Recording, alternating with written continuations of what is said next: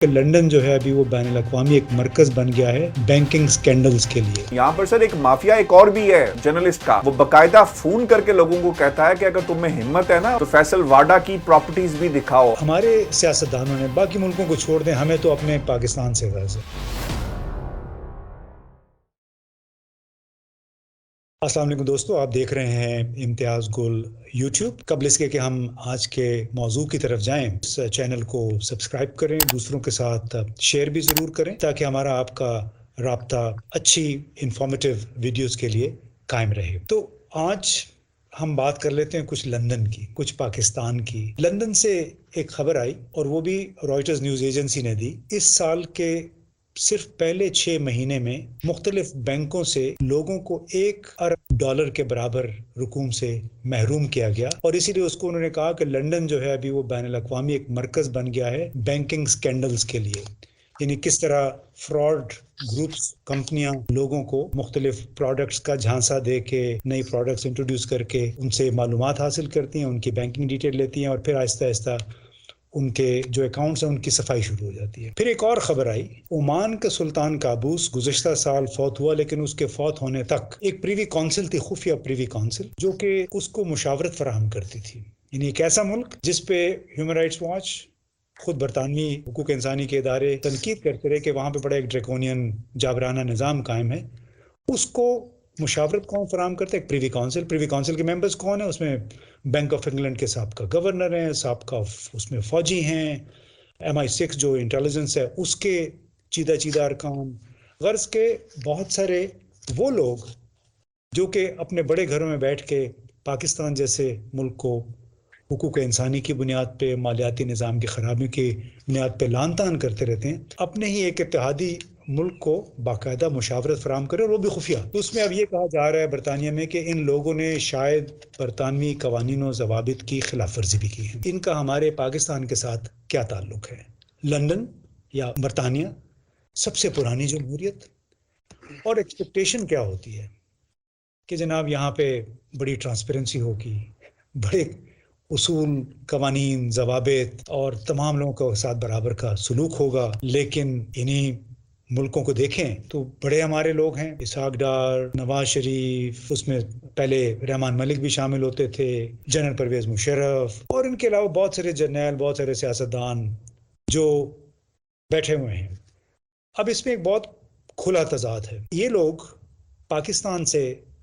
جائز ناجائز طریقے سے حاصل کیے فنڈز لے کے پہنچتے ہیں برطانیہ، وہاں برٹش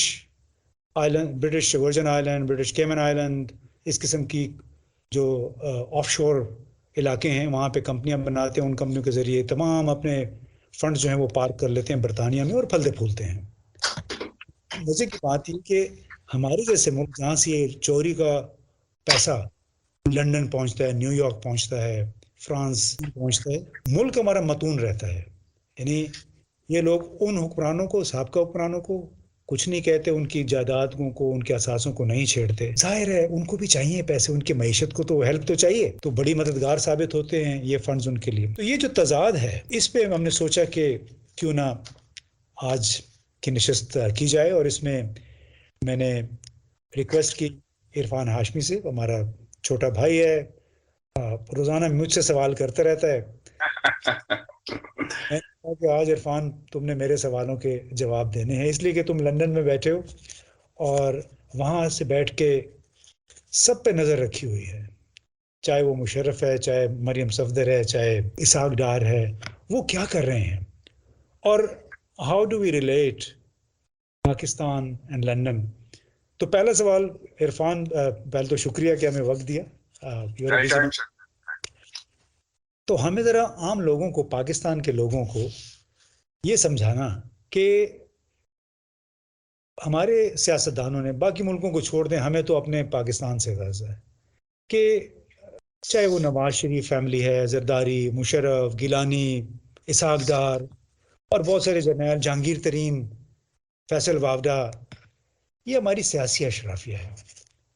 یہ لندن سے کیسے فائدہ اٹھاتے ہیں؟ کہ یہاں پر قوانین سپورٹ کرتے ہیں، چاہے شہباز شریف کی فیملی ہو، آل شریف ہو، فیصل واڈا کی آپ نے بات کی، اس کے علاوہ بھی بہت سارے لوگ ہیں جنہوں نے نیشنل کرائم ایجنسی سے سیٹلمنٹ کی ہے۔ قانون آپ کو اجازت دیتا ہے بہت ساری چیزوں کا، اور پھر اس کو ایکسپلائٹ کیا جاتا ہے، اور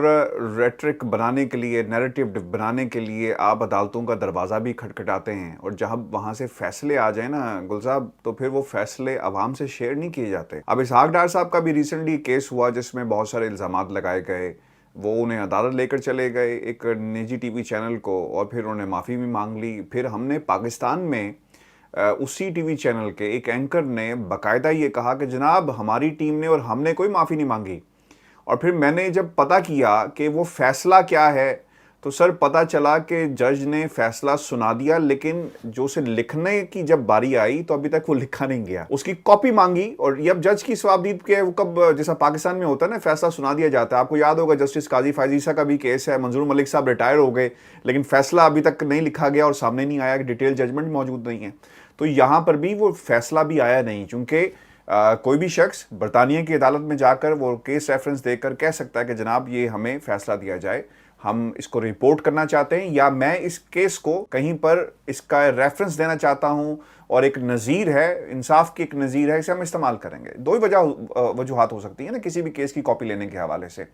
تو سر دوسری انٹرسٹنگ بات یہ ہے، ڈار صاحب نے بھی اس کی کاپی میڈیا میں نہیں شیئر کی۔ جب ان سے مانگی گئی کہ جناب کاپی دیں، تو میں نے تھوڑی سی ذرا بھاگ دوڑ کی، اپنے جو وکلا دوست ہیں عدالت کا دروازہ کھٹکھٹایا، فون کیا اور کہا کہ جناب کاپی دے دیں، تو انہوں نے کہا کہ ابھی آپ انتظار کریں، ابھی اس کو وقت لگے گا۔ تو سر کہنے کا مقصد یہ ہے کہ برطانیہ کے قوانین موجود ہیں، اور ان قوانین کا باقاعدہ بھرپور طریقے سے فائدہ اٹھایا جاتا ہے۔ آپ نے دیکھا ہوگا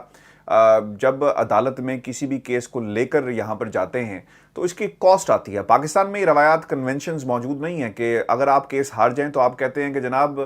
جو دوسری پارٹی کا خرچہ آیا تھا اس کو بھی ہمیں دینا پڑے گا، لیکن ہماری جس کے اشرافیہ کی طرف آپ نے پوائنٹ آؤٹ کیا سر، وہ ان کو اپنے حق میں فیصلے کنسیڈر کرتے ہیں۔ براڈ شیٹ میں بھی یہی ہوا، ایک بندے کے پیسے نہیں مل رہے تھے over the years, like since Musharraf time, وہ عدالت چلا جاتا ہے، پاکستان کیس ہار جاتا ہے، وہ بھی قصور اس گورنمنٹ کا، اور جو کاسٹ پے کی گئی انہوں نے اس فیصلے کو ٹوسٹ کر کے اپنے اوپر لے لیا، اپنے حق میں اسے ٹرن کر دیا اور کہا کہ دیکھیں جی ہمیں تو برطانیہ کی عدالت نے بھی اور اس کعبے مساوی نے ہمیں پیسے دینے پڑے، جرمانہ ہوا۔ تو سر یہ حالات ہیں، اور عام بندہ 22 کروڑ عوام جس کے سامنے آپ بیانیہ رکھتے ہیں، وہ اس کو تو ایکسیس نہیں ان فیصلوں تک، ان کورٹس تک، تو وہ کس طرح جسٹیفائی کرے گا؟ تو برطانیہ جب ایون فیلڈ کی بات آتی ہے، جب سیاستدانوں کی پراپرٹیز کی یہاں پر بات آتی ہے، ان پراپرٹیز جن کا نام پاناما میں تھا، سر لاز ان کو باقاعدہ سپورٹ کرتے ہیں، اور اگر کسی میں ہمت ہے ان عدالتوں میں لے جائیں کسی بھی سیاستدان کو، پروسیجر بہت مہنگا ہے، انصاف حاصل کرنے کے لیے بہت ایکسپینسو چیزیں ہیں، and it is not possible کہ گورنمنٹ آف پاکستان یا کوئی سیاستدان کہے کہ جناب میں ان کو عدالت لے جاؤں گا۔ یہاں پہ آپ کو شہباز شریف صاحب بھی بری ہوتے ہوئے نظر آئیں گے، حالانکہ فیصلہ ان کے حق میں ججمنٹ میں کہیں نہیں لکھا۔ آپ کو یہاں پہ نواز شریف صاحب بھی بری ہوتے ہوئے نظر آئیں گے براڈ شیٹ کے معاملے میں، پاکستان پیپلز پارٹی بھی آپ کو بری ہوتی ہوئی نظر آئے گی۔ اور پھر میں آپ کے لیے اور سننے والوں کے لیے ایک بات بتا دوں، یہاں پر سر ایک مافیا ایک اور بھی ہے جرنلسٹ کا، وہ باقاعدہ فون کر کے لوگوں کو کہتا ہے کہ اگر تم میں ہمت ہے نا اور سچ بولتے ہو تو فیصل واڈا کی پراپرٹیز بھی دکھاؤ، اور پھر باقاعدہ پراپرٹیز کی فوٹیج بنا کر سرکولیٹ کی جاتی ہے، کیپشن دیے جاتے ہیں کہ یہ ہیں وہ ذرائع، ان کا ثبوت دیا جائے۔ تو خیر عابد شیر علی صاحب تو یہاں پہ موجود ہی اسی لیے ہیں کہ ہم نے کہا کہ یہاں پہ برطانیہ میں قوانین موجود ہیں جس کا ناجائز فائدہ اٹھایا جاتا ہے یا جس کو ایکسپلائٹ کیا جاتا ہے۔ تو جو نیشنل کرائم ایجنسی ہے، آپ نے ہمارے ایک بہت بڑے ٹائکون نے، ان کے ساتھ بھی پراپرٹی ٹائکون نے ایک سیٹلمنٹ کی، ہمیں بتایا گیا۔ تو اس کا یہ مطلب ہے کہ نیشنل کرائم ایجنسی بھی عملاً وہی کام کرتی ہے، ذرا سے میں بھی مختلف انداز میں، جو نیشنل اکاؤنٹیبلٹی بیورو کر رہا ہے پاکستان میں۔ سر نیشنل کرائم ایجنسی ایک ایجنسی ہے جس کا بنیادی کام ہے منی لانڈرنگ کو چیک کرنا، کرپشن کا پیسہ جس کا لنک برطانیہ کے ساتھ ہو اسے یہ ایکسیس کرتے ہیں، چیک کرتے ہیں، اور اس کے بعد پھر اس کے اوپر کارروائی کی جاتی ہے۔ عرف عام میں یہاں پہ کہا جاتا ہے کہ big fish, national crime agency صرف اس پہ ہاتھ ڈالتی ہے جہاں وہ دیکھے کہ جناب اس سے فائدہ ہوگا. اور پھر یہ بھی تاثر بالکل غلط نہیں ہے کہ پولیٹیکل انفلوئنسز بھی یہاں پر بھی موجود ہوتے ہیں. ابھی ریسنٹلی ایک لیٹر لکھا گیا ایک نوجوان کی طرف سے, اور اس میں کہا گیا نواز شریف صاحب بھی یہاں پر ہیں اور بھاگے ہوئے ہیں, اور اسحاق ڈار صاحب بھی یہاں پہ موجود ہیں. تو نیشنل کرائم ایجنسی کا باقاعدہ لیٹر اور جواب موجود ہے, جس میں انہوں نے کہا کہ ہم جانتے ہیں کہ کن حالات میں نواز شریف پاکستان سے بھاگے, علاج کے لیے آئے, اور ایکسٹرا آرڈنری کا لفظ استعمال کیا گیا اپنے جواب میں, جو ان کا فائنینشیل یونٹ تھا اس کے ہیڈ نے, کہ جن حالات میں, یعنی وہ کہنا چاہتے تھے کہ ایسا نہیں ہوتا کہ نواز شریف صاحب پاکستان سے باہر آئے اور ایک بندہ جیل کے اندر ہے اور اسے آپ جانے کی اجازت دیں. تو بہت کلوزلی ایسے کریکٹرز کو وہ مانیٹر کرتے ہیں. اب آپ نے جو ایگزامپل دی ہے اس کی ون ہائیڈ پارک کی اور بزنس ٹائکون کا آپ دے رہے ہیں, سر ٹرانزیکشنز ہوئی, بڑی بڑی ٹرانزیکشنز ہوئی. یہی کام ہوا شہباز شریف کے جو بیٹے ہیں سلمان شہباز, ان کے معاملے میں ایک ٹرانزیکشن ہوتی ہے, اسے بھی مانیٹر کیا گیا, اور پھر اس سے ریلیٹڈ جتنے بھی اکاؤنٹس تھے ان کو بھی مانیٹر کیا گیا. یعنی اگر باپ کے بیٹے کے اکاؤنٹ میں, یہ تو ہو نہیں سکتا نا کہ کوئی پیسے آگے پیچھے نہ ہوئے ہوں, تو انہوں نے تمام ٹرانزیکشن کو چیک کیا کہ سلمان شہباز کے اکاؤنٹ میں پیسے کہاں سے آ رہے تھے, شہباز شریف کے اکاؤنٹ میں پیسے کہاں سے آ رہے تھے. تو پھر اس کا بیانیہ پاکستان کی عوام کے سامنے اور میڈیا کے سامنے یہ بنایا گیا کہ جناب 2004 سے اور اس سے پہلے کے اکاؤنٹس چیک کر لیے گئے. تو نیشنل کرائم ایجنسی کا بنیادی کام یہ ہوتا ہے کہ جہاں بھی irregularities اور جہاں پر بھی انہیں ڈاؤٹ ہو کہ یہ ٹرانزیکشن غلط ہوئی ہے, اس کے اوپر وہ ایکشن لیتے ہیں. ماضی کے اندر برمنگم میں جو عثمان انٹرنیشنل, جس میں شہباز شریف اور ڈیلی میل نے کلیم کیا ہوا ہے, الزام ہے اور لکھا بھی, جس پہ شہباز شریف عدالت گئے ہوئے ہیں یہاں پہ کہ الزامات جھوٹے ہیں, اس کے اندر بھی ایک ایجنسی ہے, نیشنل کرائم ایجنسی نے ہی اس جو منی ایکسچینج ایجنسی تھی اس کو چیک کیا, اور جب وہاں پر دیکھا کہ ڈرگ منی جو ہے وہ وائٹ کیا جا رہا ہے, یعنی ڈرگ منی یہ وہی کمپنی ہے جس نے شہباز شریف میں مبینہ طور پر جو الزام ہے کہ یہ بھی انوالو ہیں, اسی کمپنی کو چیک کیا گیا. ایک 50,000 پاؤنڈ کا ڈیاسا اگر بیگ ہے تو اس میں سے 10% کمیشن ہے اس ایجنسی کی, اس منی ایکسچینج کی جو لیا جاتا رہا. پھر سر یہاں پہ سزا بھی ہوئی ہے ایک بندے کو. اور پھر وعدہ معاف گواہ, یہاں نیشنل کرائم ایجنسی کو جو مطلوب ہے آفتاب احمد, وہ پاکستان میں وعدہ معاف گواہ ہے شہباز شریف کے حوالے سے. تو سر یہ چیزیں موجود ہیں, اور national crime agency money laundering کو اور جو بارڈر ٹو بارڈر انفارمیشن ہے, کنٹری ٹو کنٹری انفارمیشن ہے, اسے ایکسچینج کرتی ہے. تو یس, اس کا بھی وہی کردار ہے جو پاکستان کے اندر, لیکن اس کا وہ آپ نے جو نیشنل اکاؤنٹیبلٹی بیورو کی جو بات کی, تھوڑا سا ڈیفرنٹ یہ ہے کہ یہ اپنا کیس بناتا ہے, جس طرح شہباز شریف کے سلمان شہباز کے معاملے میں ہوا, عدالت گئے اور کہا کہ ہمیں ایکسیس چاہیے ان کے اکاؤنٹس کو فریز کرنے کے لیے. یہ سزا نہیں سناتے, یہ انویسٹیگیشن کر کے پھر اس کے اوپر جو فوجداری مقدمہ ہے, جو کرمنل کیسز ہیں وہ بنائے جاتے ہیں, and then they go to the court, اور پھر اس کے اوپر کارروائی کی جاتی ہے. پاکستان کی سیاست میں اور برطانوی سیاست میں آپ کیا فرق دیکھتے ہیں؟ یہاں پہ آپ دیکھ لیں جو میڈیا پہ کیمپین چلتی ہے, جو سیاستدان ہمارے بیانات دے رہے ہیں مختلف ایک دوسرے کے بارے میں, مختلف قومی امور کے بارے میں, اور اسی طرح کا اگر جو واقعات ہو رہے ہوتے ہیں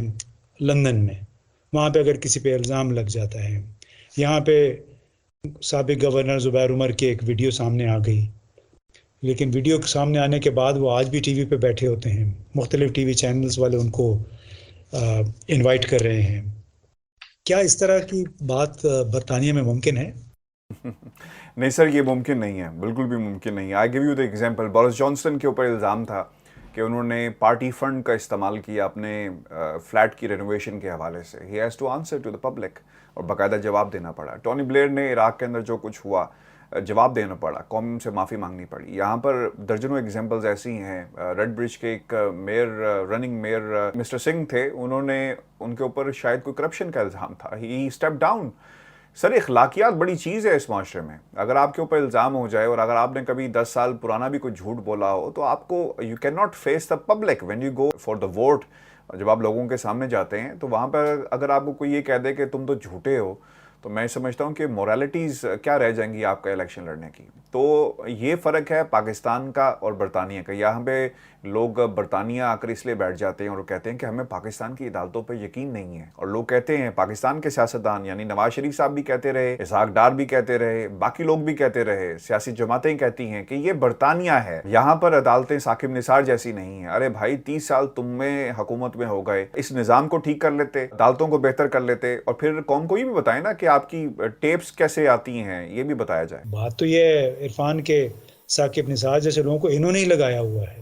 انہی کے لگ، اور ظاہر وہ تو ان کے خلاف تو پھر نہیں جائیں گے، تو اس میں ان کو یہ سمجھ نہیں آتی کہ